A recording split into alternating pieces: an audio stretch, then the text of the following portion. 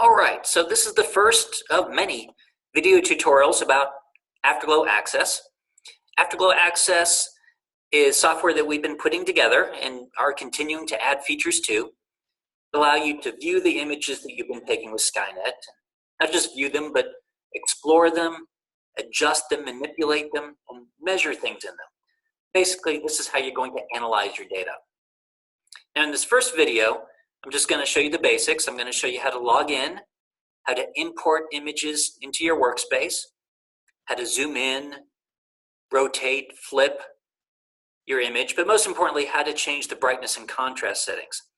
Astronomical images have a wealth of data, and it's impossible to display it all on the computer screen at once. You can either look at the bright object and not see the faint structure in your image, or you can look at the faint structure in your image and the bright object will be saturated. So I'm going to show you how to manipulate that and get the most information out of your image that you can. And then once you have it exactly the way you want, I'll show you how to save it as a JPEG on your computer. Okay, so let's share the screen. Okay, to log in, you go to afterglow.skynet.unc.edu. Now, if you're already logged into Afterglow, it will take you straight to the workbench. If not, you're going to have to log in. And right now, the only way to do so is through Skynet. So I can click here. Now, I'm already logged into Skynet in another browser tab. So it's taking me directly into the Afterglow Access workbench. If you're not logged into Skynet, it will take you over to Skynet. You'll type in your Skynet username and password, and then it will take you back here to Afterglow Access. Now you can see I already have a few images loaded. I have an image of the moon here and an image of the Tarantula Nebula. And the nebula is there. It's actually off the screen. I'll show you how to recenter and zoom in just a second. But the initial takeaway here is when you log in, whatever you were working on before is there. It remembers what you were doing. You don't have to start from scratch every single time. So that's nice. That's a nice feature. Okay, now let's get another image in here. Show you how to do that. We go over here. This is the workbench that we're looking at. Next to it is data providers. I'll click on that. And we can see there are a couple data providers, different ways of getting data into your workbench. I'll just select View All. Currently, there are only two. In the end, there will be more. On the left, we have a sample directory. And these are images that are available to everybody. We'll make use of some of them in the labs. There are other ones that we've put there for other educators at other institutions doing other things. But it's just a directory with public images. Now, off here on the right, we have Skynet. These are the images you've taken with Skynet. And in the future, there'll be a box here for catalogs, astronomical surveys of the sky conducted by other telescopes. A lot of these data sets are public and we'll be able to access them through here. Also, you'll be able to upload your own images taken from outside of Skynet. But right now, this is all that we have. Let's go into Skynet here. Take a look at the directory structure. We have collaboration observations, group observations, and user observations. So you want to go into the user observations. Those are the observations that you have taken, or in my case, these are the ones that I've taken. There's a folder there for each observation I've put into Skynet. Now, let's see, I'm going to load, I've picked one out here. It's a Jupiter observation. There it is. So I click on that. And in this particular observation, I had many different exposures of Jupiter taken at different times. A lot of them were taken with prompt 5 in Chile, some with prompt Meckering in Australia. And what we're looking at here are the raw images. These are the images straight off the telescope. They have both the astronomical object that you're interested in them, but also all of the defects of the camera. With astronomy, we're looking at faint things usually. And the fainter it is, the more you see the camera defects, like the manufacture pattern of the sensor, or if there is dust on the lens of the camera. These things all show up in the image with the astronomical object.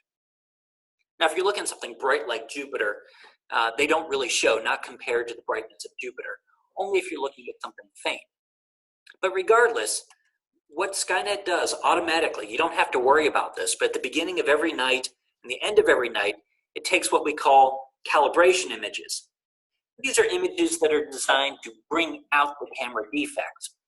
And then Skynet uses them to correct the raw images, producing reduced images. And those are down here. So if you want, you can load up the raw image, or you can proceed into the reduced images directory. It has all the same images, but you can see underscore reduced and added to the name. So this is the best possible image that you're going to get. Again, with something like Jupiter, it doesn't matter, but with other things it does. So I would usually go to the reduced folder. Okay. Now you can select all of them by pressing this button. We don't want to load all of them right now. I'll turn that off. There's one I picked out, number 15. So I'm going to import that. Now this is one of our smaller format cameras. It's just 1K by 1K. That's 1,000,000 pixels. They load pretty quickly. Other cameras are 2K by 2K or 4K by 4K. They're a little bit slower to load because you're transferring over either 4 times or 16 times as much data. But anyway, it will load. And what we're looking at here is Jupiter and its 4 moons, the Galilean satellites, Io, Europa, Ganymede, and Callisto. And it's loaded with the default brightness and contrast settings, trying to balance if you want to look at something bright or if you want to look at something faint. In this case, we see the moons, but the planet has been washed out. We can't see any detail. It's there, and I'll show you how to get to it in just a second. But first, let's just figure out how to move this around a little bit. We have zoom in capability here, zooms into wherever the center is, or zoom out. There's zoom to fit, and also reset zoom, which restores the natural pixel scale of the image, basically 1 camera pixel for every pixel on your computer screen. You can also click and drag, move it around, recenter. If you have a scroll wheel on your mouse, you can zoom into any part that you want, or just center it and zoom in here, or use the zoom on your touchpad. Okay. Now, brightness and contrast. As I said, this is the default setting. And that's right here. And the default setting, you can see the numbers down here. We have a background level and a saturation level. And these are in percentile, so the background level is set to 10%, saturation level is 99%. That means 10% of the pixels, it's drawing below the bottommost color in this particular color palette. So 10% of the pixels are black, and the saturation level of 99% means 1%, the brightest 1% of the pixels are being displayed as white, and everything in between is a grayscale. The brightest 1% are here on Jupiter and the moons. Now, as I said, Jupiter is a bright target. So the moons, this is fine for looking at the moons, but if you want to look at the planet itself, it's really bright. So you may want to do something other than the default presets.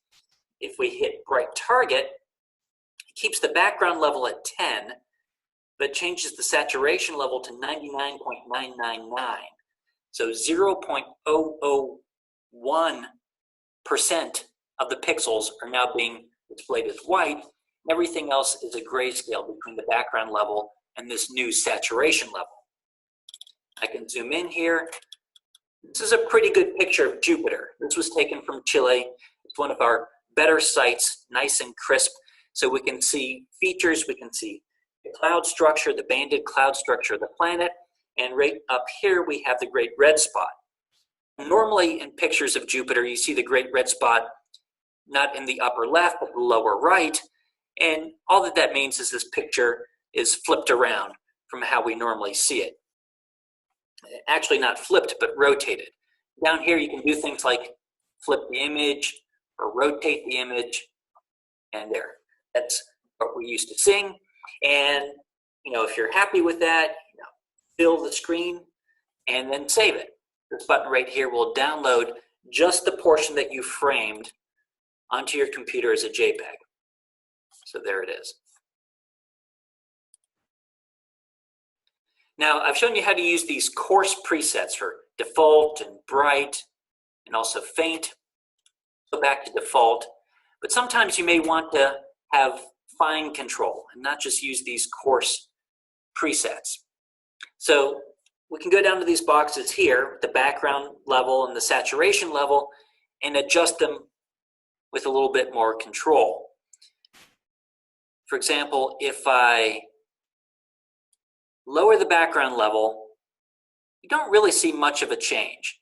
Basically, those 10% of pixels that were colored black, now it's a much smaller fraction.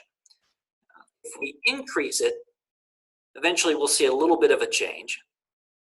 Basically, we'll have more and more black pixels in the background. There we go. You can see it's starting to adjust here. You see the lower bar is moving up closer and closer to the saturation level. So now we don't have a lot of dynamic range. Most of the pixels, 93% of the pixels in this case are black, 1% are white. So all the other grayscale are just going between those remaining 6%. So I'm going to set that back to the default level. Now, if you really want to manipulate your image, it's normally not the background level that you're going to be changing, but the saturation level.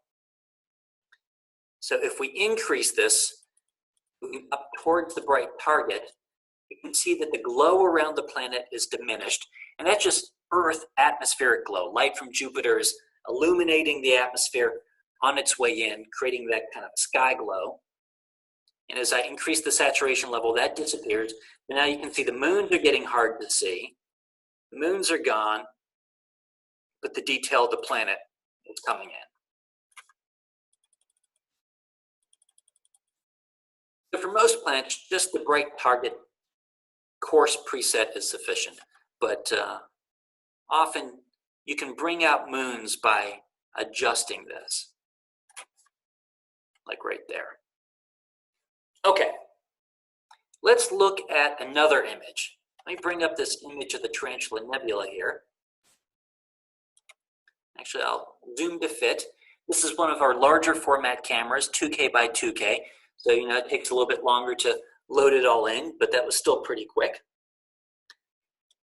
And this is a nebula. It's a star-forming region. You can see the center is kind of bright. It's saturated. There's a lot of interesting detail in the outskirts.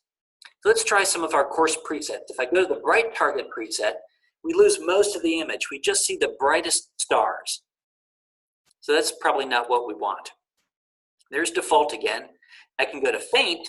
In this case, we're saturating for the interior, but seeing more detail out in the outskirts. So probably what we want is somewhere between the faint level and the default level. And this is really up to your own personal aesthetics, getting as much or as little as you want. But it's a trade-off between saturating the inner regions and seeing details in the outer regions. So I adjusted the saturation level percentile to get that the way I wanted to. Now, there are other ways that you can maybe bring out more detail without saturating so much of the inside of the image. Let me go back to default here. Let's talk about stretch mode. I'm currently in linear stretch mode, but there are other options: logarithmic, square root, hyperbolic arc sine. Basically, it takes the pixel values and then runs it through one of these functions. So if I hit logarithmic, you can see it really illuminates the outskirts. And maybe a bit too much. You may want to bring the background level up, darken some of it. This is a different way to view your image. Here, I can see a lot more of the fainter outskirts. Perhaps you want to then change the saturation level as well.